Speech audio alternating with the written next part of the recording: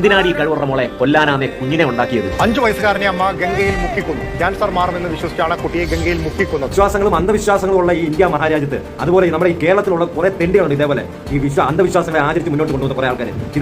ഇതൊക്കെ ജീവിതത്തിൽ വന്നാലേ ഇതൊക്കെ പഠിക്കുന്നുള്ളൂ. ക്യാൻസർ ആയെന്ന് തിരിച്ചറിഞ്ഞപ്പോൾ ആ കുഞ്ഞിനെ എങ്ങനെയെങ്കിലും കൊല്ലണമെന്നുള്ള ലക്ഷ്യത്തോടെ അവൾ ചെയ്ത പരിപാടിയത് അന്ധവിശ്വാസത്തെ കൂട്ടുപിടിച്ചുകൊണ്ട്. ആർക്കെങ്കിലും കൊടുക്കടി, ആർക്കെങ്കിലും കൊടുക്ക്. ഇതേ കണക്ക് ഒരുപാട് പേരുണ്ട് അന്ധവിശ്വാസം തലയ്ക്ക് പിടിച്ച് കിടക്കുന്ന ഒരുപാട് കളുണ്ട്. അവരോട് പറയുക, ആർക്കെങ്കിലും കൊടുക്ക്. കുഞ്ഞുങ്ങളെയോ തള്ളയൊക്കെ നോക്കാൻ പറ്റത്തില്ലെങ്കിൽ കൊടുക്ക്, ആർക്കെങ്കിലും കൊടുക്ക്. അല്ലെങ്കിൽ ആ പത്തനാപുരം ഗാന്ധി ഭവനിൽ കൊണ്ട് കൊടുക്ക്.